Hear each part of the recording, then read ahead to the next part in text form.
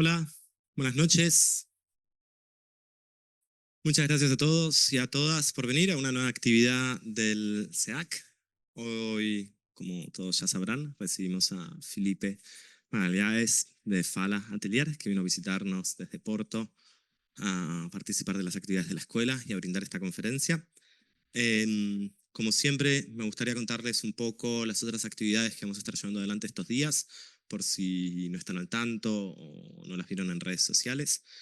El próximo lunes vamos a tener el privilegio enorme de recibir a Kersten Gers en la escuela para una conferencia magistral de la oficina belga Office Kersten Gers David Van Severen. Y el lunes siguiente, o sea, no el lunes que viene, sino de aquí a 10 días, a One X de productora. Estamos muy contentos de poder cerrar el año de esta manera en el SEAC con algunas de las prácticas que nos parecen más relevantes alrededor del mundo. Así que los invitamos a que formen parte de estas charlas. Me olvidé ponerlo hoy, pero también los quiero invitar a... Este es el póster de todas las actividades públicas del semestre. A ver si esto... Yo nunca apunto a nada, pero voy a apuntar a esto. Está abierta en el taller de arquitectura la exhibición Recuerdos del Futuro, que va de la mano de esta publicación de DTA 02, Arquitectura Argentina 1970. Quiero hacer hincapié en esta exhibición y en esta publicación para los que no están al tanto. Es una exhibición que está abierta en el taller, que se puede ingresar simplemente inscribiéndose en la web. Esta exhibición, curada por dos profesores de la escuela, Gonzalo Yerro y Sabine Kastner, presenta documentos inéditos de una colección de edificios de esta década, edificios de varios arquitectos, pero lo que me interesa no es poner en valor la selección de nombres que se incluyeron, sino los documentos y las obras que se pueden visitar ahí y ver en detalle. Como les comentaba, la exhibición va de la mano de esta publicación de la DTA, que está disponible en la página web y acá también en la planta baja de la escuela. La publicación un poco funciona como un catálogo ampliado de lo que se ve en la exhibición, pero hay dibujos originales de ATC, por ejemplo, perspectivas de roca en un tamaño impresionante, así que creo que es algo que vale la pena ir a visitar para los que todavía no estuvieron allí. Bueno, ahora we switch to English. Felipe, thank you so much for coming all the way to visit us. Before handing the microphone to Juan Campanini, teacher of the school, who will introduce you properly, I just wanted to say we're very excited to have you here. I think the work of Fala really exhibits how a young practice can take its work seriously. How can it take the language of architecture seriously? How can it reflect with other architectures of the past, the present, the same geography, another geography? I think what I always found very fond of your production, it's like an open book towards architecture. So I think you share something that is really important for us here in the school, that it's to be deeply in love with architecture, with its references, with its buildings, with its stories, with its text. And I think that's very enriching. So thank you again. And Juan, please.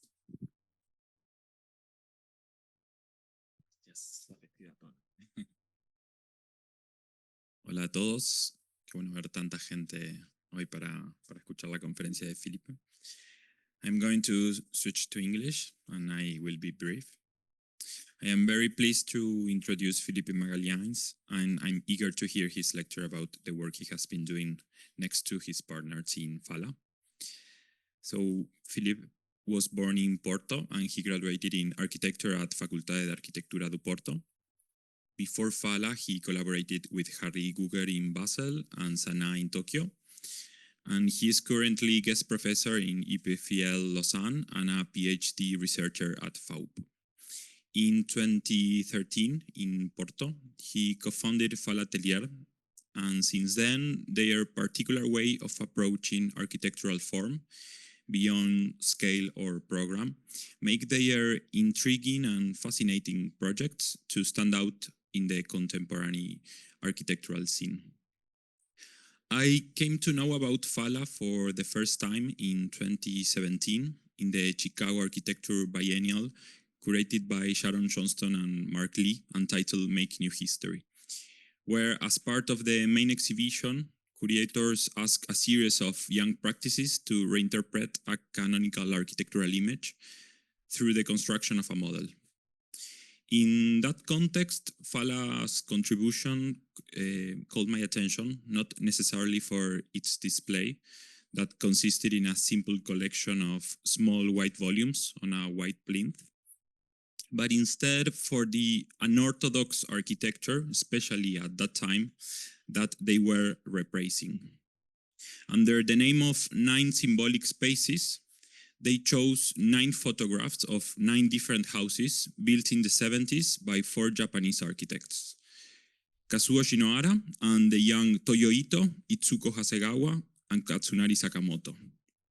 So, merging the authorships of the 4 architects, the series of pictures could be read as a celebration of an alternative project to the Occidental modern canon.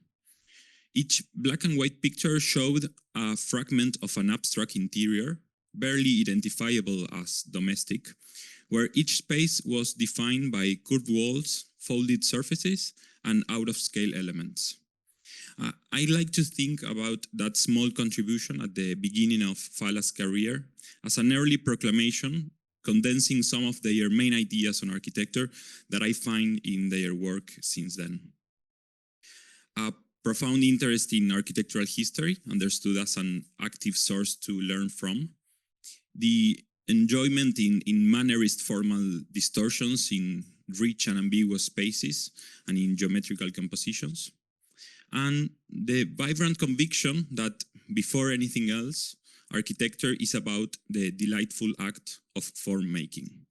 So I would like now to welcome Filipe. Thank you.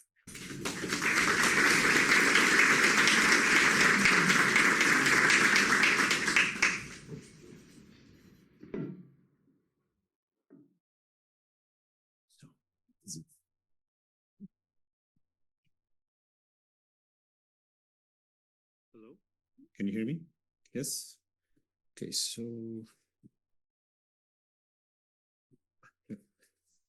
So, good afternoon, everyone. Thank you all for coming, and thank you for your wonderful presentations. I mean, you reminded me of a time that was long gone, that Chicago Biennial. It was a huge responsibility because we had no idea of what to do. We were in love with this generation of Japanese architects, and it came up as an opportunity. And today I will come close to talking about it. But I would like to say that it's the first time that we as an office, or me as an individual, are in the South Hemisphere, except when Ana went to Australia. So it's the first time I'm in Latin America at all. And it's the first time I will present the work in an entire continent. So it's more than just Buenos Aires. There's a responsibility. And I could try to do it in Spanish, but it would be very painful to me. But I would understand if in the end, if you have questions in Spanish, I will get them in full, because we are technically kind of a Spanish colony. Portugal, I mean, I'm talking about Portugal. Fala. I think that to present Fala, I have to divide it in two realms. Let's call it the human realm and the production realm. The human realm is a team. It's a team of 10 people, more or less, sometimes 9, sometimes 11, but not more than that. That is composed out of me, Ana, Ahmed, Lera, as the partners, as the people that have to somehow point a direction and manage the boat, but also with Tito, with Catarina, with João, with Eduardo, and with an intern that varies very often. But as a team, it changed over the years. Of course, it had 1 or 2 extra collaborators that were very important and left. Probably it will change also in the future with others that will be very important that did not join us yet. But it's of very little importance to us who designed what, who decided what, who made what. So this kind of Baldessari-esque provocation is just that. It's just the way how we see each other. We shout a lot. We are very unprofessional as a team. We are just all working together in the same room. It's kind of funny, but at the same time, difficult to predict how it's going to be in the future. And yeah, and that's one of the sides of Fala. The other side is the production. And the production is many things. Of course, it's the buildings that result from the projects, that result from the process of design and discussion and debate. The publications where such buildings are documented and published and presented to the world as a sort of crystallized rhetoric. The lectures like today. So let's say that this is also a part of the production of the office, the teaching, the books we also publish. And if there's a word that I would like to put on the table and that Juan already somehow reflected upon is the concept of format. The way how we present sometimes is as much or even more important than what we present. And by putting, in this case, one image of each of the productions, let's say, of the islands that the office has produced over the years at the same size, at the same time, at the same slide, what we are saying is that each of these projects has a story, and each of these images has 1,000 images behind them, but all of them together create a bigger story. There's a story that matters to us. That is this kind of archipelago, this collective set of relations and possibilities between the projects that are way more important than each of the projects individually. So let's say that a little bit like in a hurdle of zebras, it's very difficult to understand who's the biggest, smallest, youngest, fastest, strongest. And our practice is divided in between these two manifestos of some sort. In a way, we agree with Shinohara. A house is a work of art, not because we're artists, but because the work we do as cultural producers, as authors, should, if not in full, at least in part, engage with society. So it has an obligation, it has a responsibility to be more than just the providing of a service. But at the same time, like Itsuko Asegawa, that worked with Shinohara for many years, wrote 20 years later, it seems that none of our client cares about that. So we find ourselves in a limbo. In a way, there's our personal motivation, what we believe as an office, as a practice, and as individuals that we should achieve. But there's also the fact that, no one cares. The people that commission us, the ones that pay us to do our work, don't want us to do our work. They just want some drawings. They just want some, Pinterest photos to show their brother-in-law. And many years ago, in what was a kind of crystallization of a process that started much before, but that included the exhibition that Juan referred that we did in Chicago, we did a book. We did a book because we were teaching in Toronto. This is during COVID, so this is at that moment where no one really knows what is going on with the planet. No one even knows if we're going to go out of home again. So we decided to study houses, many houses. 250 houses to be precise, with our students in Toronto, all built between 62 and 92 by this generation of Japanese architects that were somehow framed between these two sentences of Shinohara and Itsuko Asegawa. And this was a book that was very important to us because in a way or another, we had all of these magazines spread over our bookshelf. We knew these houses, we knew what they stood for, we kind of appreciated them individually, but we felt that it would make sense, a little bit like our production, if we would put them all together in a single object, in a crystal of sorts. And we did a list. And so this list was the first book we produced as it's not the first one, it's the first series book we produced as an office, actually as teachers, because it was achieved in an academical context. It was an extrapolation of an academic exercise. And it was an important book to us because it, for the first time, forced us to do this exercise of synthesis in a single place at the same time, in the same moment, in the same format to show content that was very important to us. And this is something that we have been doing since then in other research projects. This is a book we released last week, so not even a week ago actually, in Porto, where we did exactly the same exercise. But if in the first book, and I will go back, the houses are documented solely through their photos and drawings, so there's no critical text, there's no explanation. So as architects, we have to do our own interpretation of the materials provided by the authors in the original publications. So this is all material taken from the original publications. In this case, it's a very similar exercise that we did together with Atelier Local, where we invited Francisco Ascensão, that is the photographer of a generation that is starting to emerge in Portugal, to document all the projects of such generation, but in this case, instead of documenting them through original materials of publications that in many cases did not exist, we looked at the generation where the oldest architect in the whole book, I think it's me, and I'm 37, so it goes back to architects that are 25, 26 years old in Portugal, all documented through the lens of Francisco, and then we invited these 14 guests, each of them to write a text and to try to make sense of this difficult whole. So it's a book that it's very impressionistic because it's non-hierarchical. The projects are not displayed one by one. Actually, all the materials are displayed together in a sort of, let's say, diluted hierarchy and diluted authorship so that all the authors are and all the projects, they are one. A little bit like that image that I showed in the beginning, the question of format once again, everything at the same place at the same time.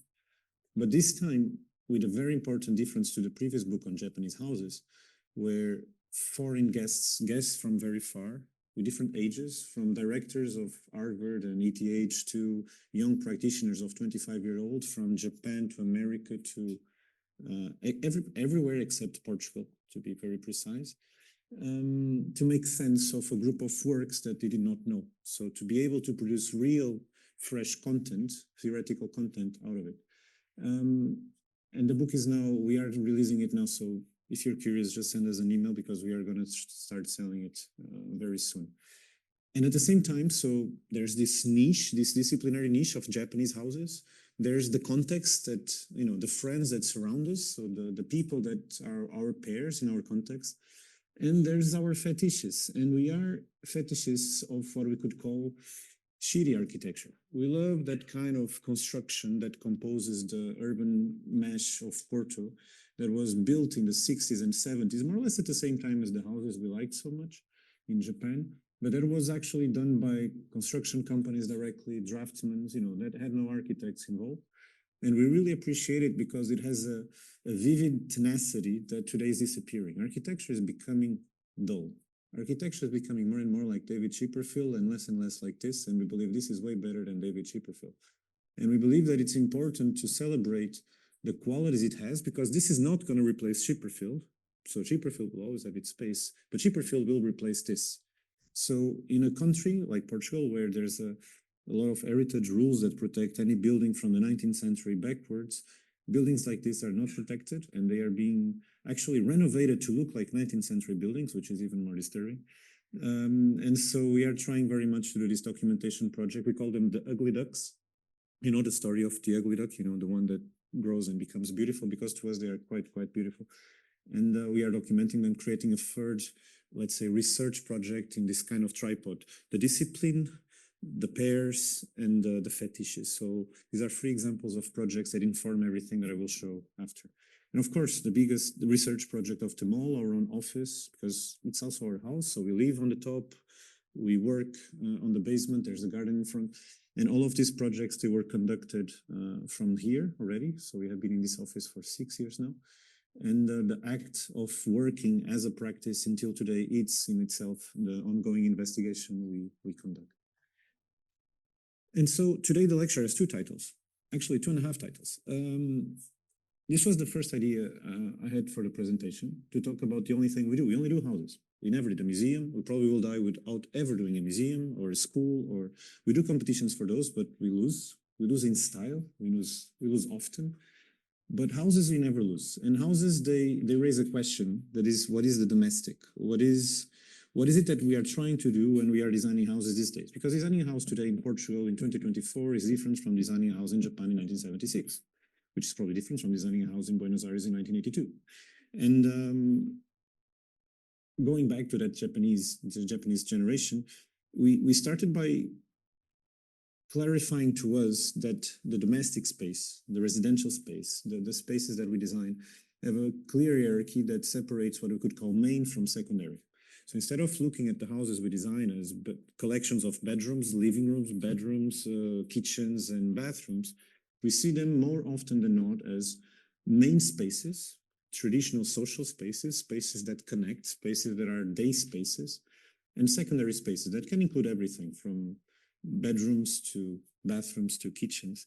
And this is something that Shinohara did very well in the turn of the 60s to the 70s, 69, 70, 71, with this kind of axis where he would design houses whose programs would be summarized in a single space that was the entrance lobby, in this case, this one, that was then distorted, adapted, evolved by several architects of that generation that followed. We call them the Shinohara school. Not we, I mean, someone long before us did, where they distorted the morphemes and created a possibility of a different reading of that symbolical space. And when we designed our first house, we felt almost tempted to do the same without doing the same. So how can we do the game but make it ours? How can we do exactly what these guys were doing, but like Ito did to Shinohara, we do to Ito, and we evolved. by doing the house of three generations, where three corners are occupied by a different part of the family, and then one column occupies the center. But what column? Maybe it's the column that Takamatsu was dealing with, a kind of virtual column that is and is not. So a column that doesn't touch the ceiling. So a column that punctuates a center, that defines an axis of gravity, that conditionates how life in the house is lived. So there's a side A and a side B of the column, but that necessarily cannot touch the ceiling, because if it does, it becomes understood as a structural problem, as a kind of structural mistake. So those 15 centimeters were 10 years ago, more or less, when we designed this house, probably the strongest manifesto of our practice until today. Understanding that the absence of something can be, in many cases, like we believe it is in this case, more important than the presence of something else. And it's a house that belongs to a context that all houses are different, but they kind of all look the same. And we learned with this house that was the first that, someone else had thought about it before. And we go back to this Japanese generation, to the Uehara house from Shinohara, the first time he published it in Europe in '76, where he felt the need to redraw the whole street to explain the project of let's say, the specific proportion and design of the house he was proposing, and you can guess which one it is. And it's not this one, it's that one. And many years later, we found ourselves in the Portuguese suburbia, finding this kind of funny environment where all the houses make such an effort, every single private owner makes such an effort to make his house unique, that at the end they define this kind of absolutely consistent urban mesh of sameness. And maybe in the efforts we did to actually achieve what they failed at achieving, maybe we did a house that in 10 years from now we're going to look back and is just going to be diluted once more into this universe. And we find it's interesting to understand how something as simple as the rotation of an axis of the roof and the inversion of its, let's say, angle can produce a house that is somehow exactly built with the same pieces, with the same parts of the houses around, but be so distinct from them. Not distinct as a complement, distinct because it is not exactly what is there. And it's a house that is divided into two main moments. A social moment that is very absolute. It's about transparency, translucency, about the relation between inside and outside, about reflection, about light, but also about inhabitation, like the plan libre that Corbusier talks about, in this case, becomes very evident as the structure releases itself from the perimeter and becomes the first inhabitant of the house. And on the top level, all the lines that I will show later of the plans, sections, and elevations, they come together, creating a sort of formalist extravaganza, where every single opportunity of a problem to be solved becomes an opportunity of something to be enriched and celebrated. Which is different from the first house we ever renovated. So it's different to work with houses that are built from scratch, where you have to create something, where you have to choose where the structure is going to be, where the elements are going to be, from houses where sometimes everything is already defined and you just have to remove something and understand where light, color, and a very thin vertical column are going to punctuate something. And this was the first house we renovated. At the time, it was a very, very important project to us. It still is. But it's a project that is, I usually call this a student project, like the first project, where you have a very clear idea, and to make it pass, if everything around is granite, the house is metal, including the roof, including the windows. If everything around is rough and textured, the house is white. If everything is white, the doors are blue. So it's like, if you have all of these ideas in your ecosystem, in your environment, and you just have to throw them all in the most clear manner. And it's good that we did, because this way it managed to allow us to evolve to something else after. A few years later, we had to renovate this. We call it an ilha. An ilha is a workers' neighborhood from the late 19th century, the last form of slavery housing in Portugal, where houses of 12 square meters would house families of 7, 8, 10 workers. But 100 years later, they can be transformed and revised in a much happier manner by removing the excess of construction and creating a garden, by operating in the kind of field of the city that no one shows interest into, in the back of the buildings that don't matter, but by producing a garden, understanding this idea that it's possible to look at a typology that was at some point something, but through abstraction, through geometry, through the understanding of that typology just as a frame that is there to be reinterpreted and reinvented, becomes something else.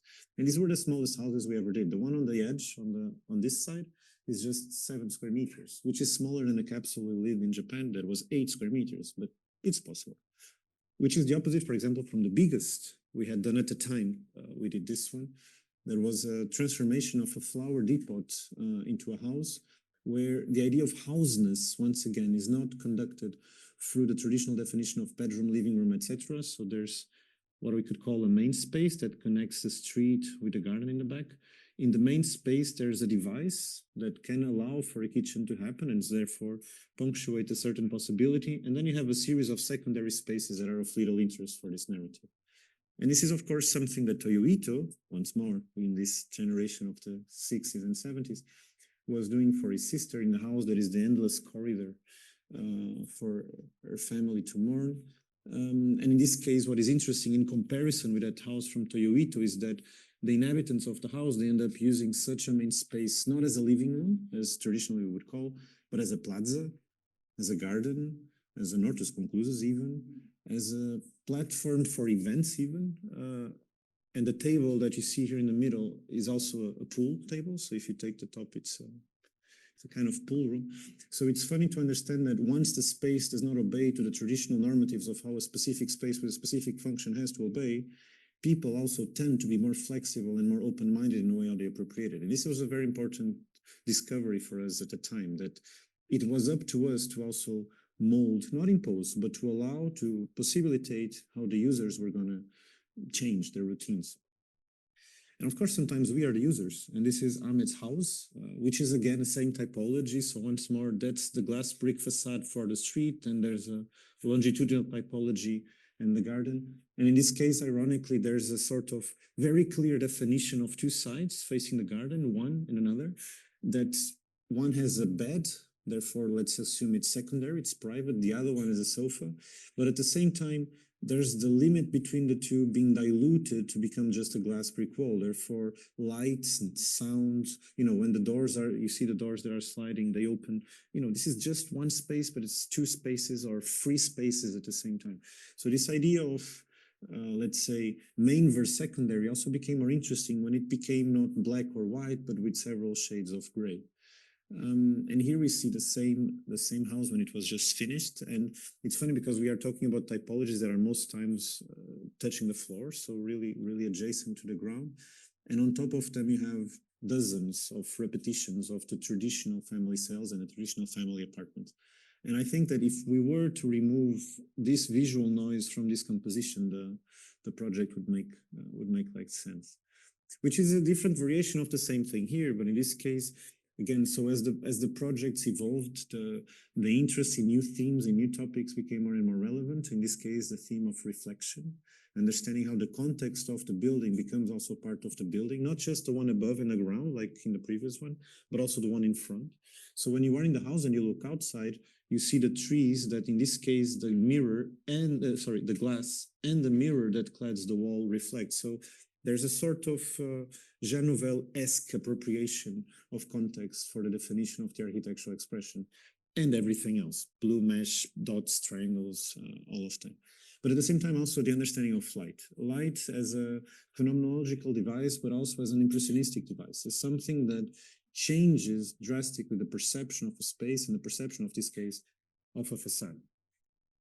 And this idea of light and negative and how light can be captured is something that Itsuko Asegawa, again, in the same generation, you can see we are quite obsessive about it, did very well in 84, 85. And this is actually the only piece, these 12 negatives are the only piece in the Pompidou archive in Paris that is both in art and architecture.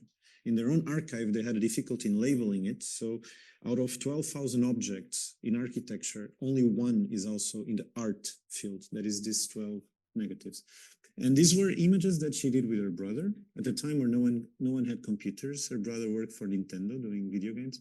And so he would build with lines, taking very long hours, these 3D models of the projects she was doing at the time, and then putting an analog camera for long exposures to capture each color. So each of these negatives actually had like 4 or 5 different long exposures depending on the colors being used. But what was interesting about this is that Itsuko was at the time doing something that today is very obvious to us. When we see a wireframe, when we see a 3D model, it's so obvious how we think it. It's like seeing a computer generating music. It's obvious today.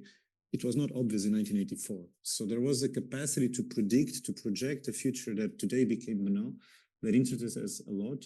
And the architecture she was producing, and so now we are inside this facade we saw before, was also trying to do the same. So by projecting, the idea of light, inhabitants, reflection, transparency, choreography. So imagine a house where the array of light, the reflection of a tree, or the movement of the user dilute completely the definition of main and secondary, because the whole house becomes a main space of performance of daily life. And the same way that I said that in the other house, those 3 green columns were the first inhabitant, in this case, the kitchen is somehow this long animal that is already standing there, a little bit like in a Borges tale, or in a little bit like in a Calvin Invisible City. It's like a structure that has a life of its own and does not depend on the users for the house to make sense. Or accidents, like if you do a garage that you transform into a house, the staircase or the back of the staircase that goes up on the building becomes a problem. How to hide it, how to dilute it, how to make it disappear. Maybe by making it something else, by painting it in sharp red, with lipstick red, and making it a very proud moment. And then allowing for perspectives where it's almost impossible to understand exactly what is at stake, what it's being shown or not. A little bit like in the wireframes, because depending on the perspective, you see plan, section, elevation, you see reflection, you see transparency, you see translucency, you see light, but you also see dark, but dark is not shadow, it's black stone. So all of this visual information started to inform our work, and this was a turning point in the projects we did, because with this project, it became clear and clear to us that the banality of the material palette that we had used in the years before was not sufficient for our desires, and in the projects we are going to show later, I'm going to show later, I think it will become self-explanatory. But also to deal with this kind of condition, like we associate the idea of a wood structure to a light structure. And it is, even when it's 120 years old and it's 12 meters in span, 8 meters in height. But what is interesting about this structure is that the light wood elements are actually very heavy. They have a visual gravity, a visual weight that contradicts the theoretical lightness of their construction. But to deal with this kind of opposition, this kind of innuendo, by putting textile on top of them, a little bit like in a wedding tent, sort of. And I can use this reference because it was a wedding company that installed it, allowing for a sense of domesticity of a space that otherwise was not. So imagine a house that is just 600 square meters on its living room. That's what this house is. But because the house is so big and so endless, the sense of domesticity had to be integrated in different scales and different moments. The curtain, of course, that suggests a certain lightness, a certain temperature, a certain warmth, but also the size of things. Everything is way too big, but at the same time way too small, because the space is so humongously big. And at the same time, the sequence in which these objects are placed generate a sort of life. Once again, like the kitchen I showed before, the house is inhabited before it's been inhabited by the user. The pieces that constitute the necessary anchor points for daily life already occupy it and give it life. And this is how the drawing is done. So there's a series of spaces of secondary nature, so main versus secondary, that are placed at the ends, that are compressed, that are, amalgamated against each other. And between them, there's the big space, the main space, this kind of celebration of nothingness. So a project where, and economy of mean kicks in here, with very little resources, by actually doing very little and understanding the qualities of what was there already, we can achieve a lot. And by understanding that these small spaces, they have infrastructure, bathroom, a series of even underfloor heating, by reducing those areas to the minimum, increasing the contrast. So making the bigger space even bigger in relation with the smaller spaces that surround it. And of course, the references are obvious. So in a way, the endlessness capacity of the big platform, and at the same time, the lightness and domesticity of the Schinkel tent. And it's one of the biggest houses, not one of the biggest, this is by far the biggest house we ever designed, and it's very probably we'll never do. I mean, it's a renovation, so it's difficult to understand from this image what is new and what is old, what is just paint and what is actually added. And very probably we'll never design a house bigger than this one in the future, because the numbers are outrageous. But it's not very different from when we did the smallest house. This is a house for my brother. He's our landscape architect, and it's a house that belonged to my great-grandfather, where you can see very clearly that all the houses in the beginning were kind of the same, very tiny, also 25 square meters. And then everyone, because of the small area, they had to extend.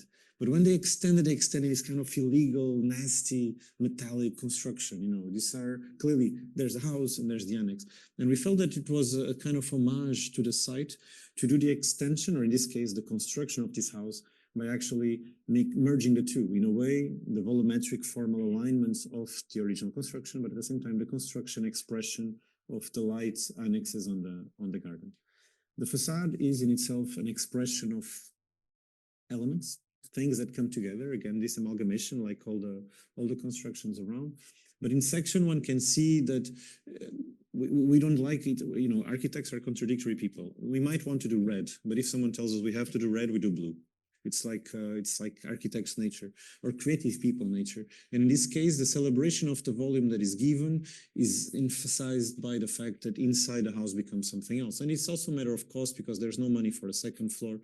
So this space here, this tiny triangle that is here, is really important to us. It's nothing. It's just void. It's just space.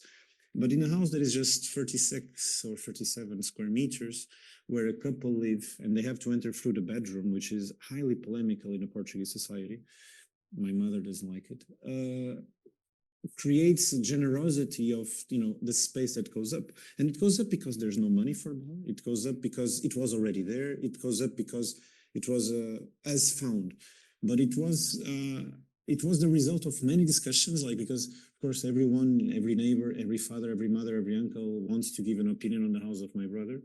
And in the end, the final solution was, let's do nothing. Let's just accept that the generosity of entering the room and just looking up and feeling all of this void is enough. And we felt that when doing our monograph with A+U, this was the strongest manifesto we could have on the cover. Celebrating today and celebrating responding to our time is being economical, is being sustainable, is being intelligent, is being sensitive, but it's also about understanding that sometimes being all of these things doesn't mean making a lot, just means understanding the qualities that are being proposed by doing very little. So if we were to do this magazine 2 years before or 2 years after, probably the cover would be very different, but we believe that at the time it was done, it was the sharpest manifesto we wanted to express. And talking about manifestos, the way how we compose our drawings, our plans, our projects it's very systematic. It's all based to a series of rules, it's all based to a series of references. Of course, Ellsworth Kelly is one of them, so I'm starting to depart from the Japanese guys. Now I'm going to kick into other thing. And the way how lines touch on frames, so how a square can stop being a square by two lines that connect points within it is important to us. But also the way how elements occupy certain spaces, once again creating tensions, but at the same time, being vividly a column in the middle of a lobby, but still having the same wood skirting as the walls. So it's about harshness, but also about softness. And these elements sometimes become forms and surfaces. So the door that is a door, and the step that is a step, and the wall that is a wall are also a white surface, a green triangle, and a blue line.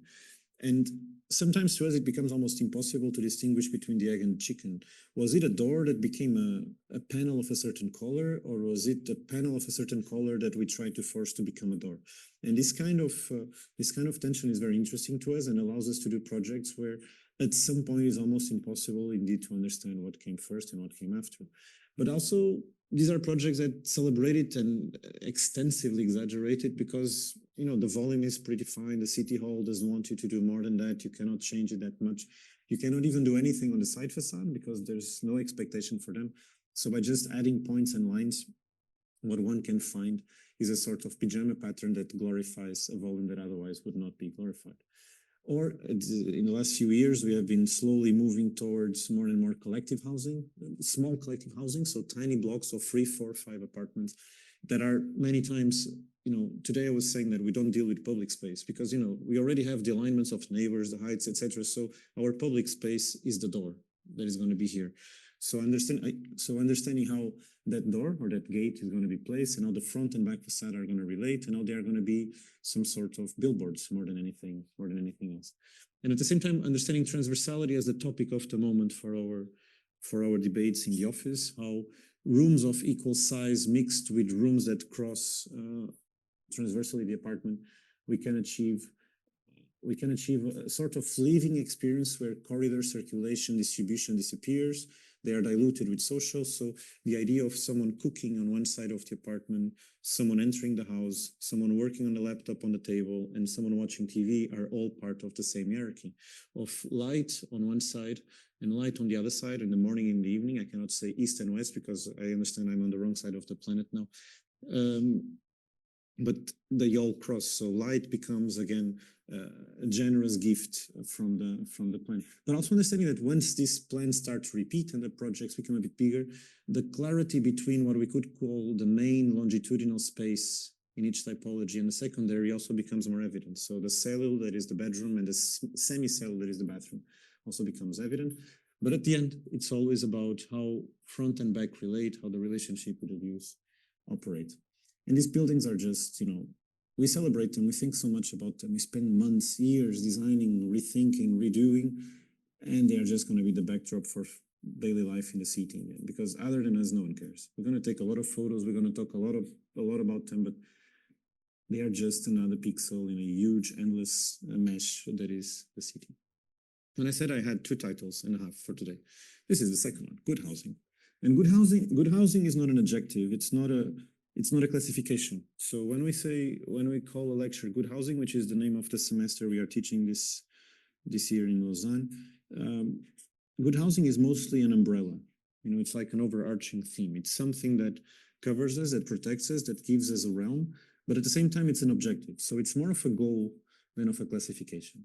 And every time we operate in the projects we do, we believe that to a certain extent, we are trying to contribute not for examples of what good housing is, but of definitions of what we might be trying to find. And good housing is divided in several dualities. In a way, it's about the real and the unreal. Because as much as we want to do as architects, the only thing we cannot control is how people are actually going to live in these buildings.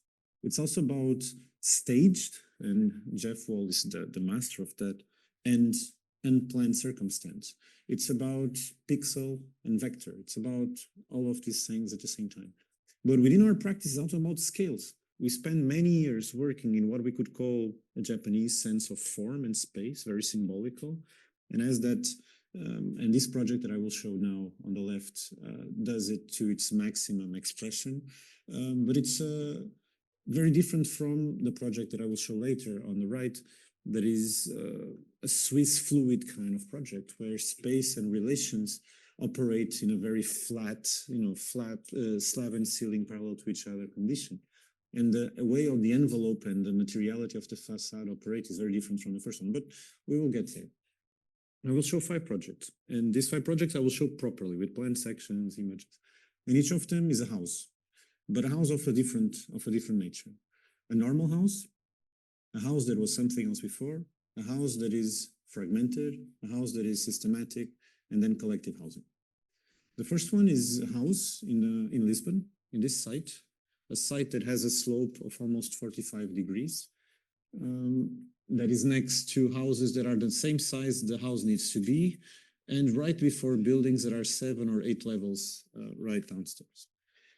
So the first thing, of course, to control this house was to control the site. So creating this kind of endless array of platforms to solve the necessary condition that the site offered. And allowing also the garden of the site to have a specific view over the facade. So normally we see facades from the street looking up. In this case, from the garden, you can be at the same height as a facade. So you can look eyes on eyes with it. The facade is exactly the same from the street, and it has a scale problem because, as you can see, it seems to be 7 levels high, and that's why there's a giraffe and people to distort the perception of scale. But the neighbors are only 3 levels high. And when you see what 7 levels high is this. So it's a house that makes you wonder how it behaves, because it expresses itself as a very vertical, very big building in a very narrow street, but in reality it's just 3 levels and a half. And when you look at it individually, you start to understand that each of these windows is actually just 1 meter high. So maybe the house is not very big, the windows are just very small. And by working with proportion, we managed to respond to the normatives of the City Hall of Porto, of Lisbon, that imposes 2 things: stone around the windows, like that type, and a specific proportion that they expect people are going to take to the maximum. But if you take the same proportion but take it to the minimum, allow you to do probably something else. And it's a building that expresses itself solely through the windows. It has more. It has a kind of anthropomorphic nature. It looks a bit like a bear, but the windows alone define its structure. It's as if you understand what it is through the placement of the windows, and suggests this idea that if the windows are so small, it's a little bit like being inside the head of John Malkovich, and you just have levels that are very, very tiny. But it's not. It's very simply a split level system where on each side of the plan, 2 windows represent one level, and then you have 40 centimeters, 1 meter, 40 centimeters, 1 meter, 40 centimeters, 1 meter. So 40 centimeters reflects on the slab construction, 1 meter on the windows. So in each floor, you always have a window that allows you to look up and a window that allows you to look down. And the construction drawings, everything has to be aligned, from the plugs to the joints of the stone on the floor, to the tiles on the bathroom, to the glass brick that I will show later. Everything is modulated to the extent that everything is controlled. And this is how the plan looks like. So if it's a split level, it depends drastically on the staircase that cuts the building in 2. And on each side of the split level, you have rooms that are more or less the same. And at the end of such rooms, you have bathrooms or secondary functions. The plan, everything aligns because of the metrics that I said before, and because of the facade, so that front and back facade are exactly the same. And so in the end, inside a rectangle and a split level system, just a few lines are added. And once we look at the wireframe of the plan and the wireframe of the short section, you understand how everything kind of comes together. They could almost be interchangeable. And this idea of how to take a rectangle, because the facade height is given, the facade proportion of the windows is given, the footprint is given. I mean, the city halls, they love to decide for us. They make us look at references, for example, like this, for Mangold, where Robert Mangold, instead of taking the frame and treating it as the frame per se, questions the frame by actually dealing with it in the least obvious manner. But it's also a house made of pieces of other houses, the Japanese here they are again. So it's a house that takes from Watanabe the trick of the small window, the division of the house in 2 from Ando, the vault from Isasaki. So not just from the Shinohara school, but also from the other ones that were in the same cosmos, but gravitating around. And it's a house where if we were to do the collages of all the rooms, they're always the same. They are always different. So they're always systematically consistent. And the last touch comes from the glass brick, because like the house, the garage I showed before, in this case in a less pornographic way, in a more erotic manner, it's a house that going up and down the stairs, turning on the TV, cooking becomes a collective effort of the whole house. If you wake up at 3 a.m. to go to the bathroom, the whole house participates on the experience. Of course, it requires a very special client, someone that is completely open-minded to this, and that ironically likes the house. Sometimes we do houses that are conservative and they don't. In this case, we do this and they do. And here the staircase that once again, even through the handrail of the staircase, emphasizes this idea of the square mesh grid that composes all the walls. And as you go up, you always have this relationship. Sometimes you open a door and there's a bedroom, there's a wardrobe. Sometimes you open a door and there's a table, there's a dining room. So all the rooms behave in the same way. When you get to the end of the system, there's a frieze. And this frieze that goes all the way around cuts the house. Until that frieze, the house is a rule and it repeats itself. And if it would have 10 levels more, it would behave exactly the same. From that frieze onwards, everything's exceptional. From the kitchen hood to the light system, to the vault, to the 2 Kelly-esque semicircles. So the kitchen hood, as I said, so that comes from the top. It goes down the frieze, but it's hanging from the top. So it's a kind of exception, kind of exclamation mark. And then the top room, so all the rooms have 2 levels of windows. The top room, the Attica, has just 1. So it's a very Japanese, in a different sense, experience of seating, and you can only look down outside. And when you look around, you see the relationship with the last public space. So this frieze, you cannot see when I put there. So this frieze is the end of a system. Everything below this point is the result of a mathematical equation. So it's a parametric exercise. Although we could discuss in detail all the rules, I can tell you that on the first day we started pouring concrete on the foundations, we had glass bricks on site to understand that they are actually not 20 centimeters, but 19.8 centimeters. And that would have an implication on the footprint of the house and so on. Of course, we had a very good construction company, and not construction company, a very good construction team on site. The construction company was not that good, but they were good enough to make sure that all the alignments, all the points would come together. So it's a split level system that is cut by, so in dark blue, by the light blue glass brick walls that are framed with a facade. And this facade is made of symbols, of elements, of moments, in this case, the stones, and during the day, the facade is very institutional. It has a certain expression, a certain weight. And during the night, it's funny because it's like the magician's TV show, because here you see a head, but there you see a foot. So you don't really understand if the house is just cutting the people in two, you know, the magician that cuts the assistant in two and separates them. The second one, it's a house that was not a house. So it was a collective housing, a building that housed 3 or 4 families in the 19th century. And then that we know for the last 40 years was an architecture office for architect Alberto Dias, that was actually my teacher in the university. He's now retired. But it's a building that, although it was his office for 30-something years, it was never renovated, it was never treated with care or respect, and this is how we found it. And our client bought this house from him and asked us to transform it into a house. And this house, that was not a house probably forever, it has never been, felt like a house, which creates kind of innuendo in this case. So in this case, we already have the given parameters. And it's the first time I'm presenting this project. These photos arrived yesterday, so I assembled a PDF on the plane. It's a house that has bigger neighbors around, so that has to deal with a certain sense of being the smallest of the bunch. That all those neighbors, they are rehabilitated, transformed in the same color system. So you see this kind of color that does doors and frames, and you know that all behave the same. So in this case, the house very probably has yellow window frames, and then it has a hat, and this hat allows it to disappear, but it also allows it to appear. So there's a certain European trend of flapping buildings these days, and in this case, it's not flapping the building, it's just giving it a flapped crown. And this is the plan as we found it. So it's a house that has a basement level facing the garden, and then an entrance level, a level with 2 rooms, and then an attic space. And most of the project was about small corrections. So first of all, a structural reinforcement that we celebrated with a very strong and present line of metal elements to hold the wood structure of the original house that was not in good condition, and a few strategic movements. So when you look at the final plan, it's pretty much the same plan as was there before, just with the corrections that were necessary to make it work. So everything that was added is what you see here. A few walls that are in the drawing pink, they're not pink in reality, and then 3 structural alignments and 1 isolated column.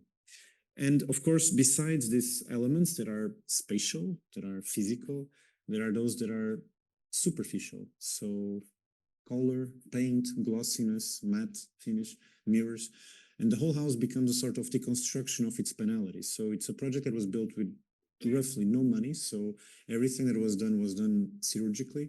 So the few things that were done, choosing a color, understanding a light, placing a mirror, doing a structural reinforcement that is very present and therefore celebrated, becomes even more of a responsibility to us. And if we knew it, we would have probably photographed it in full also before the intervention to show the before and after.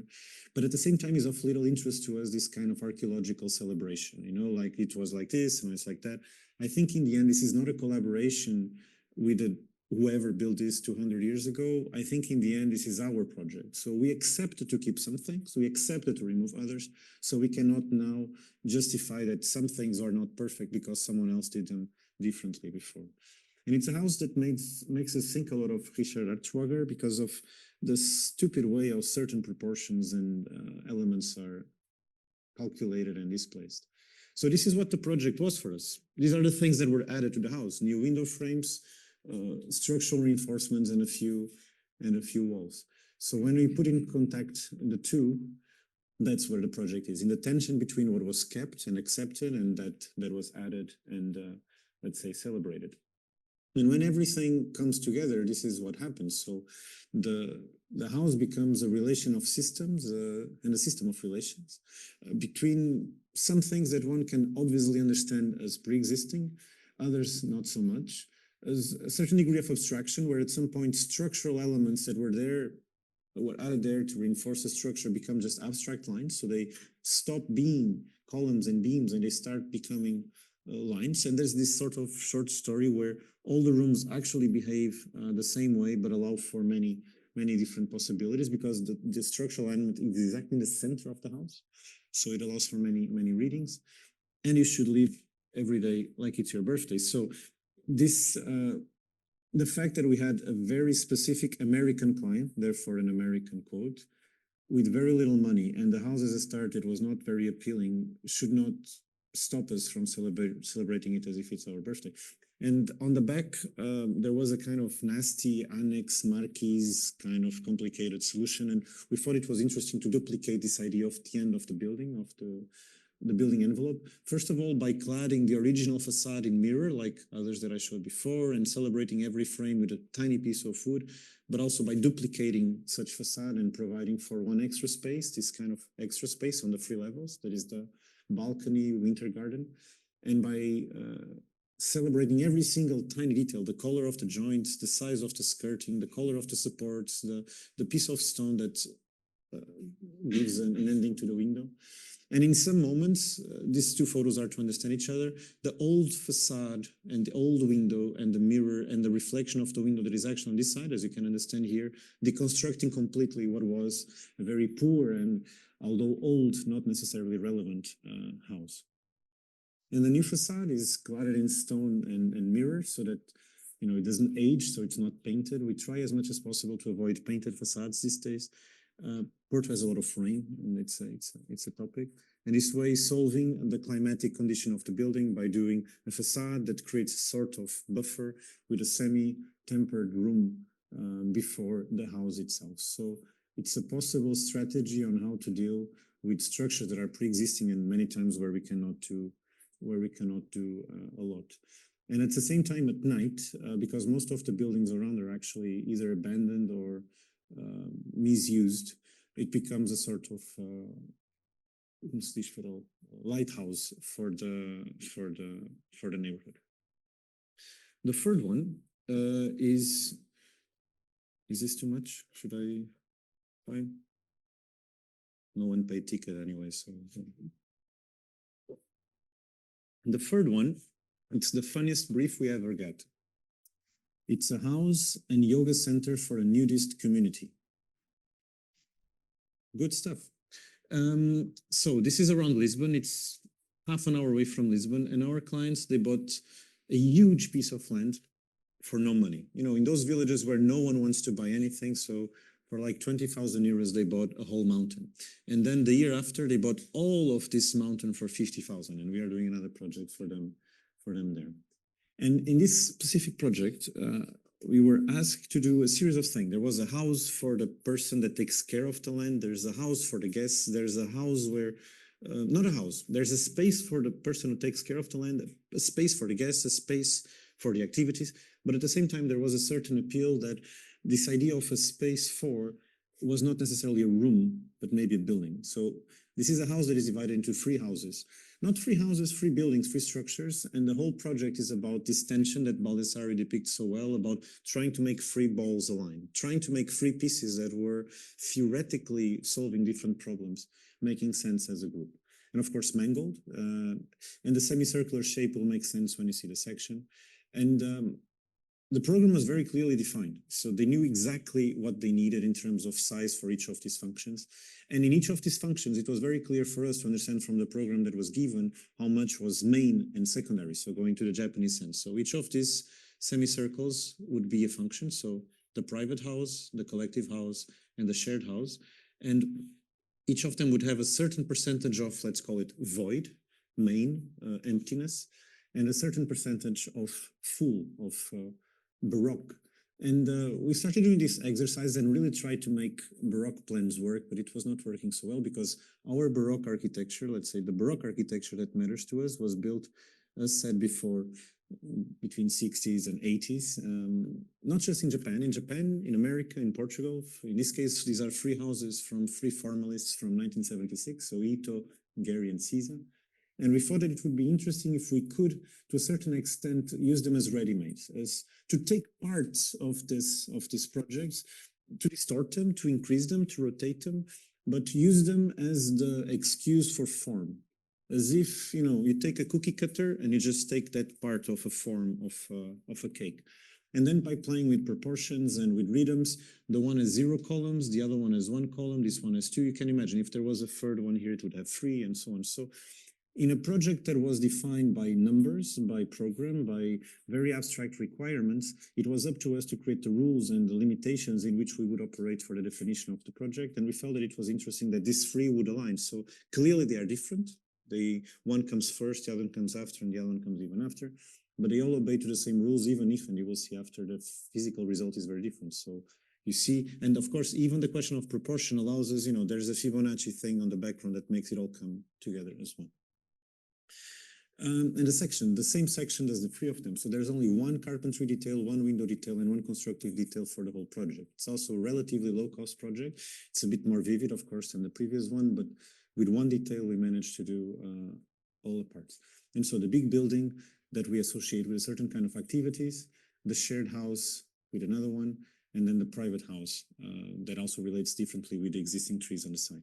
Inside, the three living spaces that are exactly the same, of course, in different sizes, but with different angles, of course, one like this, one like this, one like that, and a displacement of these buildings on site. Of course, the placement is not random, so there's a question of topography. There were accesses. It's very easy to show this now and to say, yes, it was we just decided like this. No, there were endless discussions on placement, although there were almost no discussions on the design that I showed so far. So we had more discussions with the client exactly about the angle of this semicircle on this plan than we had about the specific design of the plan I showed before, which is interesting. And it's also interesting to see that when you start building, the lines that structure the concept are actually the lines of the structure that structure the building. So there's a relation between drawing and building that we like to say because we really believe it, that our buildings are not more important than the drawings that precede them. We build to photograph and to depict so that we can communicate.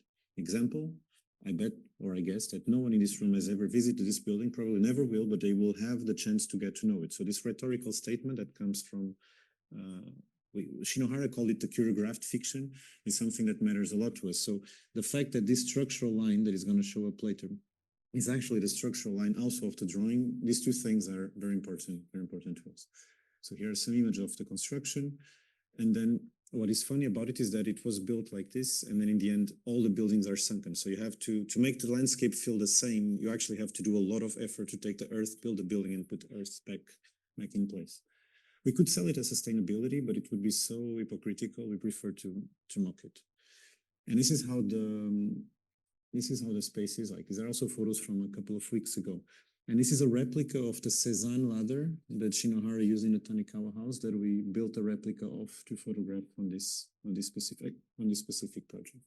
And you see, it's not the collage, but it's kind of the collage. So this is an actual perspective. The collage is flat, it removes depth, but it is not, but it is the collage. And when you open the door and you go to the other sides, you have the kitchen from the Gehry house, distorted, adapted, adjusted. You have the beige house bedroom, and you have the Toyo-Ito corridor ending. So they are there, even if just in a symbolical and appropriated manner. And when you go back to the main spaces, you just have this huge void, these huge living spaces that will later be the spaces for activities. It's also interesting to imagine, since it's a sunken building, light comes always from one side, and because they have three different orientations, the relationship between light, shadow, and inside and outside change. There's what we call the Maribotta column. Maribotta normally uses marble, stone claddings. We just use paint. It's enough. What we want from him is the stripes, not necessarily the materiality. And there's a tension between the heaviness of 70 centimeters diameter column and the lightness of the reflection and of the shadow. And when you go outside, how you start to see the building, the shading device, that is very important because since the whole facade that is visible is actually glass, sun becomes a topic. And then some of them, of course, you can see from above, some of them you see from below. And all the rocks that were found on the digging that would cost money to get rid of, we decided to just keep them wherever the truck would put them. So my brother, our landscape architect, was choosing a few, and the other ones were just from to kind of, once the grass grows, disappear in between the greenery. All of this is going to be green soon. And here you see the relation that the glass has also from the outside to the outside, reflecting, or when it disappears, opening these relationships with the main spaces. So these are photos from like 2 months ago. It was a desert. And these are photos from last week where the greenery is starting to appear. So if everything goes okay, next spring, all of this is going to be with 1 meter wild greenery. So the landscape project is not a landscape project, it's just planting specific wild species that will then take over in a very natural manner. And there are also these perspectives where you can walk all around the site and then there are accesses, cross, etc. You can go on top of the buildings and see the top of the other buildings showing up here and there, or in certain angles, like for example, this is taken from the window of the car when you park. When you arrive, you just see the cubes that are the machine rooms of each of these showing up. 85. 85 is a house or a collection of houses that is probably the most pure expression of Japanese formal thinking that we have achieved so far. It's a very old project. It's from 2016. It was on the freezer. I mean, it was abandoned for 6 years almost. And 1.5 years ago, because of speculation in Porto, the client came to us and said, now it's the time, let's build, because now the prices are so high that it became appealing for him to develop it. And this is the site. It's one of the most exciting sites we had so far. It's very urban. So here it's the highway, then you have the train lines, then you have the metro lines, then you have what remains from a few factories from the beginning of the 20th century, a bit of social housing, and then poor housing on the back. My brother's house that I showed before, it's here also on this street. It's very exciting because it has a lot going on. Our site is a perfect rectangle here in the middle. And this is, you can see, so the highway, the train lines, and the factories, and some social housing and poor housing. My brother's house is this one. And one of the few rules we had to obey was we had to keep exactly this white rectangle footprint, because there was a factory there at some point, and that gave us a specific building right, and we were forced to preserve it. And this idea of building a 2 levels repetitive box, because the promoter, wanting profit, of course, asked us to do the maximum of apartments. So we had 600 square meters, we had to do 32 square meter units. That meant we could do X amount of units. In this case, it was 15. Made us wonder about the qualities and lack of qualities of repeating the same solution several times. But so this was the footprint of the factory, what we were obliged to preserve as a regulation. The amount of modules divided by the plan, the rules, the exceptions to make it work, and proportions in the final plan. And you can see that when you look at it, it's pretty much always the same thing. But what was ironic about this is that the regulations gave us more cubic meters to build than square meters to build, which means we had more volume, because these were factories, than land where we could build. Which meant that many of these apartments actually would have to have double heights, because if we were to build 2 full levels, we would have 800 square meters. So there were 200 square meters missing for us to play with. So if the plan is always the same, the section doesn't need to be. And that's where I would call it Japanese formal expression comes, that it is indeed always the same area. It is indeed most of the times, or almost without changes, exactly the same plan all the time. But all of the apartments are different from each other. And so you can enter at 4 meters and end at 7 meters. You can just have 7 meters. You can have 7 meters, 6 meters, 5 meters, 4 meters, 3 meters. You can have 15 short stories. And this possibility was very important to us, because it was, it's a promoter project. It doesn't care. It has an Excel sheet. It has a calendar. It has a timeline. As long as it makes money, it's fine. Everything is okay. And we thought it would be interesting to explore that kind of indifference that is very common. It's unfortunately regular that happens, to explore this possibility. And again, this is also one of those first student project attitudes, because it was designed long ago, and what we did 2 years ago when we started construction was to revise the execution documents. So it's a new building, so it starts by defining a floor, a ground zero, that will have to keep the volume, and lives in this tension between the regularity of the structure that repeats this kind of domino principle that you could see on the plan, but also the let's say, arrogance of these movements that cut and intersect the repetition. And it's also funny to see the relation between the wireframe that is a drawing that is made on the computer 6 years before and the final thing. So it's just the two, they are not the same, but they are the same. So the structure, when it's clean, it's almost the closest thing to a physical wireframe one can have. And here you see the whole building. And so the building is now, it's starting its final rounds of construction. These photos are from a few months ago. And it ends with a cat, because we believe that there are so many people crossing the highway and the metro lines every day that they should see something familiar, something they can, that the little kid can point out and say, "Mom, look, it's a cat." And on the other side, it's the ass of the cat. And then you have the repetition of the modules. You see, they almost look like garages. There's very dry.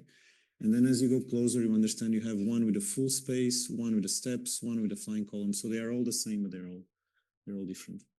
And here you see the construction, and you see the relation that it has to have with this, because programmatically it's almost this, but volumetrically it's still within a different reality. And it's a very urban project because of this condition here, and you don't see on the photo, but there's still the highway, so it just stands there, so like a cat hiding in the middle of the bushes. And this is the last project. 173. So when COVID happened,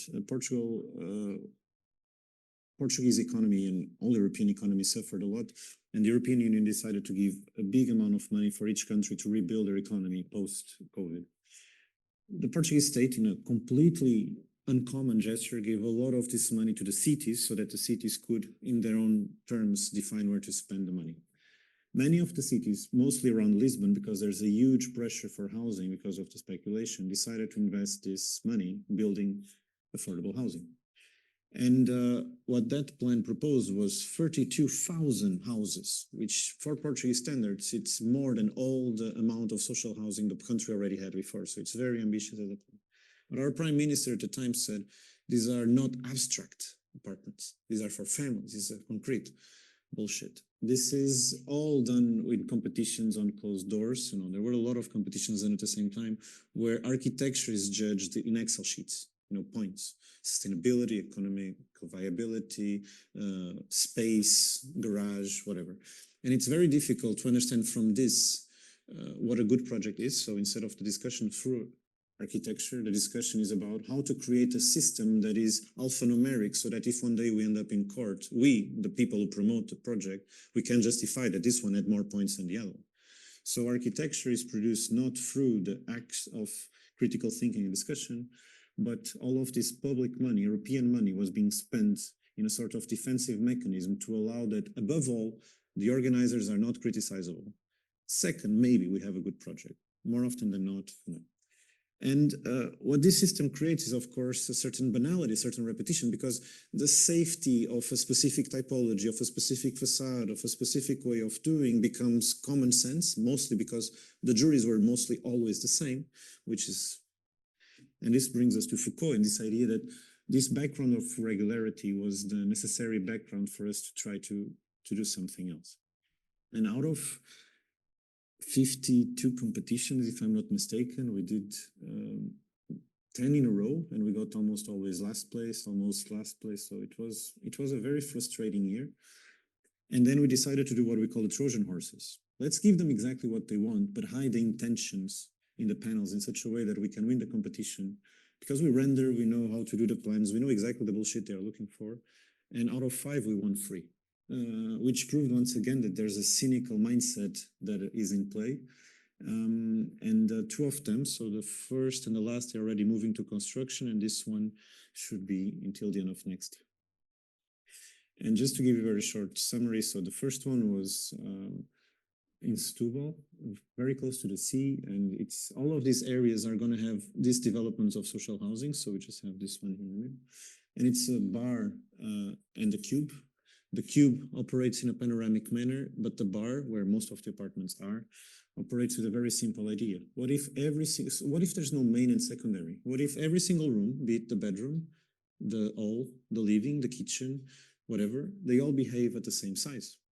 What if instead of making the bedrooms 10 square meters and the living room 15, what if everything becomes 12? What kind of experience does this allow? If you have the best view on this side, but the best sun on that side, this is going to put the users that are 50-something families in the position of choosing, because the rooms, they have the same capacity. So it is our expectation that in this specific project, once we visit it after it's built, we will document it photographically, and either we are right and everyone is going to use them in a slightly different manner, or they're going to all furnish it the same way and we failed. But we will try it. And there's also this kind of perspective where it's unclear where the programs begin and end and where the functions start. And of course, from a compositional perspective, the square that is a tower that is very short, it's like a midget tower, is ended with a black surface, and then the long line is finished with the 2 black walls. The second one, that is the one that is still in development. It's It's a gallery access. So it's a project where most of the effort was framed on the way how one accesses the buildings and the qualities that these spaces provide as a sort of extension, because they don't count for the area calculation. They allow us for fire safety regulation to have a series of pros. And we felt like it was interesting in apartments that are so small. So 2-bedroom apartments, they are 55, 60 square meters. So they're very, very compact, to provide each one of them 15 square meters more of space outside. And this is the typology. It's a project where the typology is universal. So the same typology that you see here solves everything. There's a living space that crosses through. This living space has the kitchen in the center, allowing that 2 exactly symmetrical spaces operate on each side. So maybe table, sofa, or sofa, table. And then 2 bedrooms of the same size that is calculated based on the size of the staircase operate in the middle. There's just a buffer zone that separates circulation from the other side. And then east-west, north-south, all the apartments behave in the same way. And 173, that is the one that, let's put it like this, it's our favorite one. It's the biggest, so it's 25,000 square meters. The biggest building we ever built is 3,000, so this one is almost 10 times the size of the biggest thing we ever did. So it is imposing to us a change in scale, and we fought for some time a change in thinking process, but in reality, it's like doing a house in the suburbs. It's very similar. And it's a project that we want out of the smartness of, instead of doing more parking, more levels of excavation here, taking advantage of the site to just do in 2 levels all the parking and allowing for a typical floor plan to repeat itself 5 times. With one window detail, 1 door detail, solve the whole project. So economy of means and repetition, economy of quantity. The same building repeats itself 3 times. The composition of the plan is very clear. There's always the same module in the center, with a vertical circulation that has to obey to Portuguese regulations, so this is not negotiable. The same 2-bedroom apartment in the center, and then the 3-bedroom apartments in the end. And you see here how the 2-bedroom apartment works. So kitchen, dining, living, so crossing through, and through the bedrooms, also crossing through in that direction. The construction plan already in place. And then this idea that the pink layer becomes the important layer once more. In this case, not through all the rooms being the same room. Actually, there's a very clear public access, and there's a very clear secondary private access. But visually, in every single space, in every single point of the house, if you look to the left, there's a window. If you look to the right, there's a window, which we believe that is going to expand horizontally what the house cannot expand in its dimension. And this is not a new idea. As I said before, this has been tested by many architects long before us, in Switzerland mostly. This idea of the transversal apartment where the table, the living, the cooking, all of these functions are together. The way how you open the door and you see the baby stroll outside, the way how you see the bed there. So it's a very intimate house in the sense that all functions and all programs come together very naturally. This is from Peter Merkley. And in our case, what we try to do, because there are certain things that are very cheap and affordable in Portugal, was to increase the size of the window to make all of these spaces not only double oriented, but also generous, if not in area, at least in projection to the exterior. And the whole expression of the building becomes the expression of the values of the building, a certain lightness, a certain playfulness, a certain ambition to be houses, because these are houses for people that will have no chance. So these are going to be given to the poorest of the poor with no chance to live anywhere else, with very small areas, with very small rents. So it is our role to negate totally the idea that social housing should look like social housing, which also doesn't mean it should look like rich housing. It should look like something that is responding once more to our time, that has a freshness and the lightness of the moment we live in. And in this case, it has as much transparency, as much openness as possible. So it's a kind of Lacaton Vassal meets Torsotsa's energy. And here we see how the facade behaves as a wireframe. You know, these 3 are going to become, in a way, they are the front of an endless array of social housing developments in the surroundings. And these facades are going to become the billboard of, that will announce all the other ones around. And so, to conclude, I started by saying, and I stand by it, that this is where our practice started. In a way, we want to do houses as works of art because we want to engage with society, but at the same time, it's very clear that none of the clients that commission us care about that. And when you put "but" in the middle, it kind of suggests defeat. And what we learned over the years, because 10 years ago we were discussing these two sentences, and today we understood that the only thing we had to do was to invert them. It's very obvious that the clients, they do not care for a single second that we produce works of art, which of course means that we have to do it. It's even more of our responsibility to tackle every single one of these projects in a, let's call it, positive and edificative way that allows us to take even the smallest, nastiest, least relevant commission or the biggest one, like social housing, and to try to transform each one of them in something that can engage, even if convinced that it might fail with society, and create some sort of cultural result from it. Thanks you so much.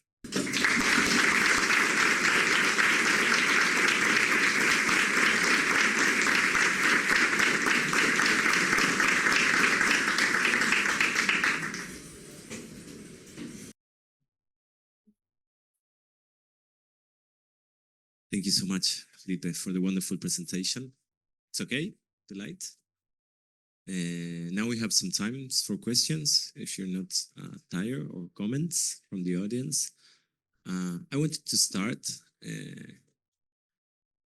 by a very, something strange. It's me. No, yeah, okay. It's my PDF, it ends like this. Ah, I like it. The last half of the lecture was called Good Housing, right? I wanted to ask you, what is good? What is good architecture? How do you define quality in architecture?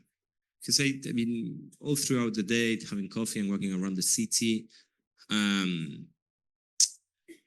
well, we spoke about this modern heritage that is very present here. It's much more present in Brazil, and there are certain ideas about modernities, about transparency, flexibility, openness, that are very associated with a sort of progressive thinking, the quality of life in people, and postmodernism, which you're very fond of, and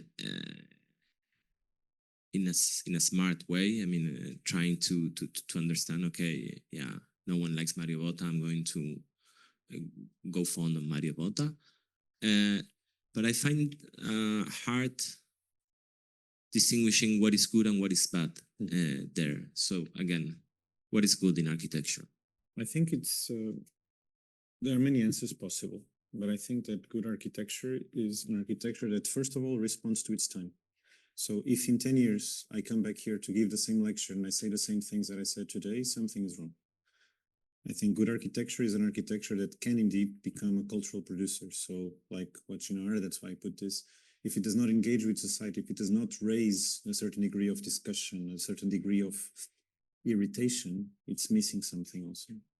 And good architecture, I think it's good is a dangerous word, but it has good intent, you know, it's saturated, good intentions. It's saturated, it's, you know, it's not motivated by style, it's not motivated by aesthetics, it's motivated by ideas, by values. So if it enriches the discourse, it is good architecture, which is different from saying good housing. Good housing, I would apply exactly the same characteristics, but just to housing, because architecture is disciplinary. Architecture is for architects. Is there anyone in this room that is not an architect?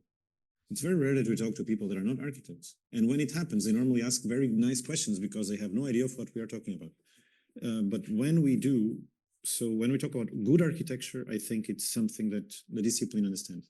When we talk about good housing, everyone understands what good housing theoretically is or not. And so I would say that good architecture is something that engages, that forces this, even if disagreement, even if two people can have completely opposite views and both of them are talking about good architecture. And you mentioned time, and something very interesting in your lecture and in the work you're doing is that I've been feeling it's changing.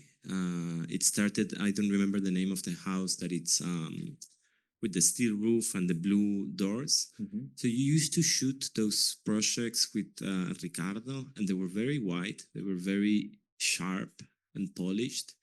And in a certain moment, the aesthetic of the office started going backward in time. So now the pictures are in film and they are grainy, and the drawings are very old, are like trying to recreate this Nouvelle or Hasegawa wire drawings. and everything was straight, and everything now is kind of tilted, and it went from clean to a little bit more dirty.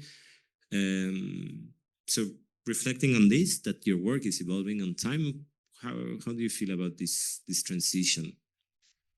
Everything you said, I agree with. I just don't consider it that it's going backwards. If anything, I think in our case is going forward. I think there was a moment. I just mean in the, like, In the you know, with aesthetic sense, photography, and you know, in a moment it was digital, and now we're doing analog again. That kind of I feeling. have to answer that question. I have to be chronological. So when we started our office, we had no idea of who we wanted to photograph with, and we photographed first with Fernando Guerra, that is a kind of Portuguese Jan Ban. You know, like he doesn't care, just he takes 600 photos, he edits them all the same way, super white, etc. And we thought that was normal. Then, because he would not go to Porto, we found Ricardo, and Ricardo did a sort of equivalent version, careful version of the same thing. But at some point, and some things, sometimes accidents cause good things. We had a disagreement with Ricardo on how to deal with the photography, and that forced us to find other people. And for about 1 year and 5 or 6 different projects, we photographed, I'm not going to exaggerate, with 20 different people. Some of them Portuguese, some of them foreigners. Some of them that were fetishes of ours, like Harry Gugger, but that were insanely expensive. We could not do all the time. Some of them, Lara. She would just grab her analog camera, go there, do 2 rolls, and come back. And we started to understand that we were spending way too much time caring about the verticals being verticals, the light being perfect. It's all there. And by doing this, it relaxed us in some aspects, and it opened us for grain, for a certain harshness. For example, in the project, let me go. Sorry. If this project had been done a few years before, the walls would be exactly the same color, but they would be plastered. In this case, you see, the wall remains brutal. The tiles on the floor are just, they're not terrazzo made on site, they are the 7.5 euros tiles. And the lamps are designed by us. The door is just a typical detail that is just painted MDF. So we understood with time that responding to our time is not building, because now it seems like if you're an architect and you claim that you should build, people get mad at you. No, it means that if its building is going to exist anyway, you can allocate the efforts and the resources, for example, to choosing exactly the color of the handle and exactly the color of the wall, but not plastering such wall. And when I say a project is economic, I'm not saying it's for free. The concrete is the most expensive and important part of this project. But from the concrete onwards, the budget is very reduced, very irrelevant. But the skirting is still there, because for us, it's very important that it's still there. So I think that what we learned with time is that the change of photography, and Julieta, yes, Julieta came to photograph with us, and she was the nastiest, you know, the most aggressive punk rock fashion photographer. And we understood that through her photos, we were looking at our work the same way that Shinohara was looking at his work through the photos of Kojitaki, because Kojitaki was a philosopher, editor of Provoke, that was thinking about photography of the urban, mundane scenes, but then doing it with art houses from Shinohara. And so I'm not saying she's doing the same thing, but she gave us a lens that approximated us. And with that, we started looking at projects that we had under construction, for example, this one, and we made changes on site based on the way how the photos of other projects informed us. Or for example, the house I showed before with the blue columns and so on.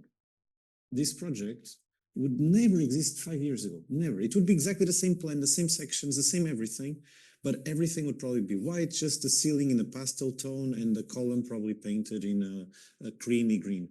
And I think it was very important for us to have this expression through photography so that the architecture also evolved. Because, to go one step back, drawing architecture is not an aesthetic exercise, drawing or photographing or depicting. It's a political one. The tool you use, it's as valuable as the impact it has on the production. So if you are to do a collage or a render or a photo of a model, it's not because you do better one than the other. I mean, certain projects require a specific tool, other projects require another. And for us, specific projects like this one, if we take traditional photography to depict it, we are expressing less of its capacities. In this specific one, on the one after, maybe.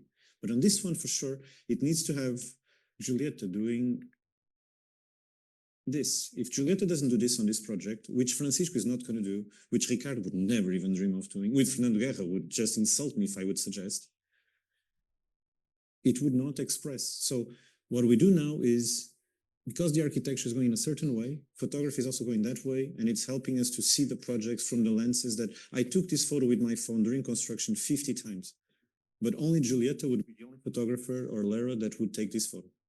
So we need the photo to also follow on the thinking of the project, because otherwise it's flattening. It's like if all the architects in the world would publish their projects with the same graphical style or photograph in the same way. And there's, of course, certain ways are more universal and general, but I think that it's important at some point to understand that this punk rock attitude from Giulietta informs a punk rock project that in this specific context makes more sense because of that.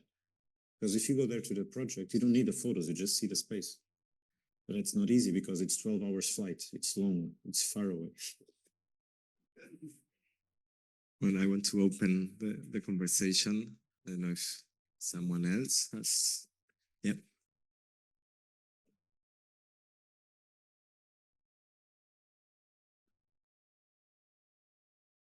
Hi, Philippe. How are the reunions with the clients to arrive to this result? How you make they follow you your way to design without have to hear them say, I saw this on Pinterest or something like that? The project of architecture takes a lot of time. It's a very good question. And normally on the first meeting, when the clients arrive, generally the information goes from that side to this side. So they show us their Pinterest boards, of course, the references. Sometimes they even bring an A4 page on the pocket that they unfold on the table. They tell us all the dreams and fetishes they have with the kitchen of the brother-in-law, whatever. And we tend to dismiss most of that and to just specifically ask, but what do you want? What is the program? So transform this into stuff that is more abstract. And then you start taking the information from them and you start making the vector change on that direction. So you start sending them plan organizations, sections, etc. So after 2, 3, 4 meetings, you cannot be still talking about tiles in the bathroom because you should talk about that at the end of the project. But you need to bring them to a universe that is very comfortable to you, that is the universe of how the space is going to be organized, the section. And you don't know the material yet, you don't know the color, you're not going to show them render. Never show render to a client. That's the worst idea ever. Just talk with plan sections and elevations. And then at some point, because they start to understand, you show a collage or you show a model or you show slowly, but because if you show them something definitive and the render is, it is what it is, it's almost reality, they will discuss the handle. They will discuss, the thickness of the frame. If you're talking about plan sections and elevations, which are by default how you discuss architectural ideas, it's much easier. A different conversation is after they approve the project and they go on site and they start seeing things, because then most of the times on the construction site, it just looks like this on the last week. For several months before, there's everything everywhere, the walls are not painted, everything is very dirty. You have to have a kind of pedagogical conversation about the ideas that you discussed before, about the test you're going to do. You have sometimes to ignore some things they say and they ask, and you keep the process moving. Some projects like this one, they resulted because the client is American and she only went to Portugal 2 times during construction. And in the last time she went there, it was everything still blurry. And after she left, I told the contractor, paint now, so that it is what it is. So I told her the color references in NCS, but she did not check. So then she was kind of, it's nice, etc. Because she loves the house now, but if she would participate on the discussions to choose the color, she would never allow this to happen. And this is what happens with most of the clients, that they love the houses at the end. But if they were to see those houses before, so if I could show this specific house to her before and say, this is how it's going to be, she would say, no, no way. But it's like if you have a son and he's an idiot, you don't want him. But if he grow up with you, even if he's an idiot, you love him anyway. And it's a bit like this. So the project takes a lot of time. There's a lot of back and forth. There are moments where you just hide a bit of information and you move on, because the client sometimes also does that. They go on site and they tell the contractor to paint something differently or to take something down. So it's fair if it's the same both ways. But at the end, if you have 2 years, like this is a project of 2 years, after 2 years, she did not get on site and was like, I have green walls. No, this does not happen. There's been a discussion about this but sometimes you make it very superficial. Sometimes you just write it on the email on the footnote, etc. But you leave it there so that, no, but we discussed this, When you have a really good client, and the best client we ever had was probably this one. With these clients, we told them everything. We said exactly what we're going to do, etc. And they let us do what we wanted to do. because they were interested. But they were also bad clients in that sense because they were not offering any resistance. So they are very good because we do whatever we want. But sometimes a better project results from having the right amount. A good client is a client that knows what he wants, but knowing what he wants is not having a photo, is understanding that he needs this, this, this, and this, and then lets you do your work. Because otherwise you have to spend more time convincing the client to let you do the reason why he hired you specifically to do the project. And now what is happening? We are having less commissions over the years because our website shows everything. So what is happening now is that more often than not, finally, the clients that come to us, they want to work with us. So they already come to us with a certain expectation and degree of freedom. But we are having much less clients than before. Because the clients that would hire us by accident, they stopped hiring us. And the ones that hire us on purpose, they already know exactly at what they go. In the first 50, 60 projects, it was a kung fu kind of attitude on site to make the thing survive. These are all recent projects, so of course it's much easier to talk about this ones. The first 10, 15 projects were difficult, very difficult. Thank you.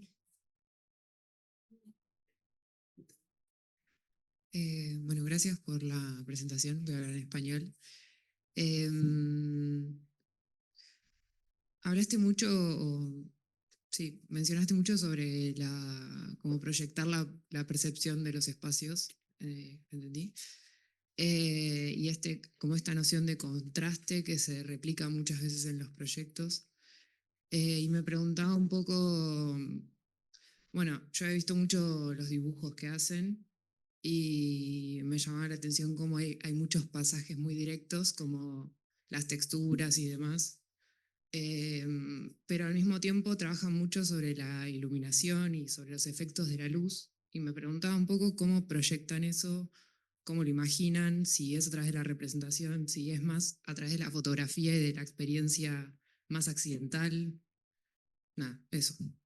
Es un poco de, it's a bit of both, I think. For example, when we do, let me see if I have a drawing. When we do a drawing like this, you see, you already have in abstract terms where you have the lights and the points and the switches and all of that.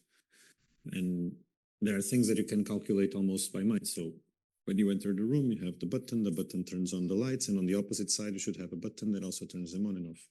So that gives you general lighting. But then during construction, there are several moments where you go on site and you have the concrete and the walls, and you start seeing how the light comes from a specific side. And for example, in the same house, how the shutters are going to behave. And one of the things we found fun is that when we were doing the projects, the shutters were going to be all one color. And when we got there, the effect of the light created a shadow. But sometimes we would go there and there was no shadow. So we proposed to the contractor, what if we lacquer one color and then we paint the other color? So even on days of rain, we have the surrealist shadow.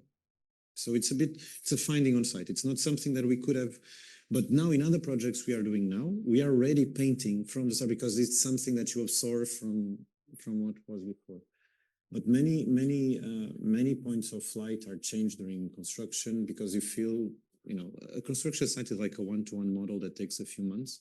Not many, a few. Like in a room like this, that the light is generic, no. But if you have a space like, for example, this was added because we had the light here on the ceiling, and we even had the negatives that then we closed somewhere. Maybe this is the closed negative, I'm not sure. Because we felt that the light needed to be more in the center.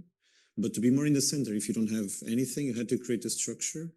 And then if the structure is exceptional, it needed to be above the freeze line, and it starts, but I think light is, it's a very technical question. Light is 90% of the time automatic, so you know where to put what, and then it's 10% of the time either a special light that you can predict or something that you adapt on site. And these photos are misleading also. For example, when Francisco takes this photo, he puts the shutters in a specific position to have these lines of light.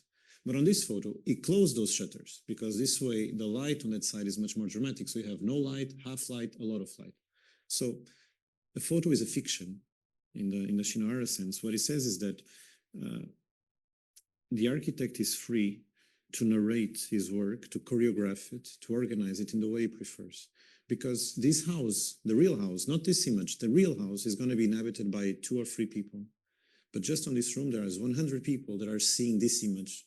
So what Shinohara defends in 1964 is that this image is more important than the space it depicts.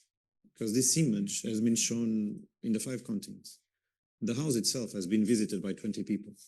So if there's a rhetoric to it, the rhetoric of the image is more powerful than the space itself. So if you lie on the image, I mean, I doubt that Christoph, that is the client, every day in the morning goes and opens all the shutters so that he has exactly this light when he sits on the sofa. The other light he has is also fine, but this super dramatic and calculated one, it's a choreographed fiction. Gracias. ¿Alguna otra pregunta? ¿Comentario?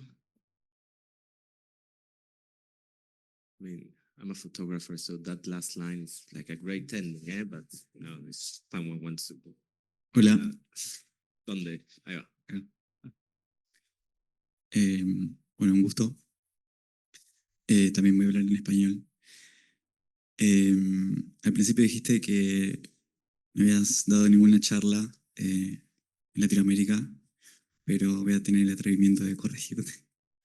Diste una charla para la Universidad de Rosario en pandemia, y en esa charla también abordaste estos temas, y me parece interesante que, digamos, desde mostrar la imagen de los proyectos, la construcción y el pensamiento, y mostrar después las obras o las fotografías de las obras, que ambas son imágenes muy potentes, tanto la representación como la fotografía. Hay un paso en el medio, que es el de la construcción, que es, digamos, como un cuerpo de documentación, de trabajo, de equipo, que creo que es un poco, me tomo de algo que dijiste en la charla, que es un poco ese espacio vacío, o eso que no está, pero que le da más fuerza a lo que está.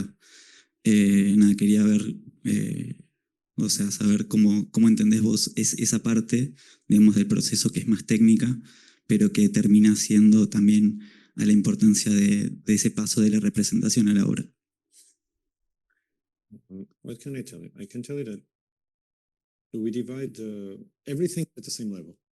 The drawing, the collage, the photo of the construction, etc. But the building has a special treatment because we do the drawings so that we can have a building, a construction site, that becomes a house that is photographed, then after this point becomes a home.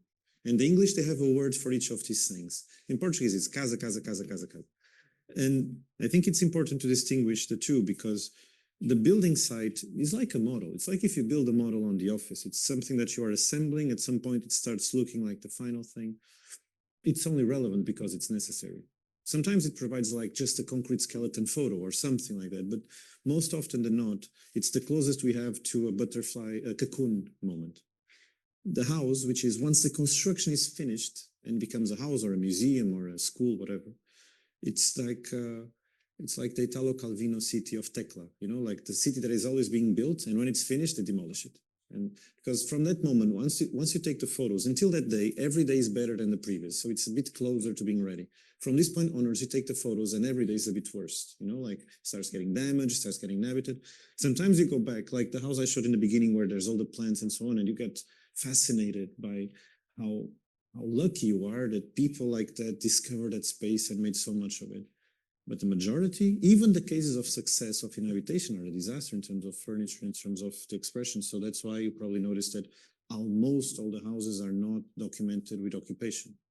And that interests us. And even, for example, the ladder that was on the other one that we built a replica of, it's because we want to talk more, not about naked nudist yoga practitioners, that's probably very photogenic for the photos, but about this fiction that Shinohara created on his own house and that we are kind of homaging to. So I would say that you have to divide it into 3 blocks: construction site, the object, and the home. And the home is, you know, the construction site is a process. The house is ours. It's completely ours. That day where you go and take the photos, or 2 days, or there's intellectual property that is just yours. And from that point onwards, more often than not, the client gets the key and says, thank you, you don't have to come back anymore. And it's kind of depressing because you know everything about the house, every single tile, every single crack, you know where you know everything about the house. And then they just kindly tell you, don't show up anymore. And this is kind of once more emphasizing this idea that from that point onwards, everything you have is a fiction, because I can bring everything to Buenos Aires to present. I just cannot bring the houses. So I just bring this fictionality that is so important to us.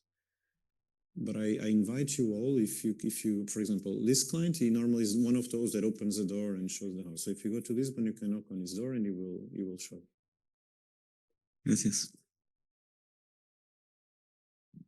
Cool. Any other questions or comments? Everyone is angry. If not, I think we can call it a night. Thank you, Filipe. Gracias a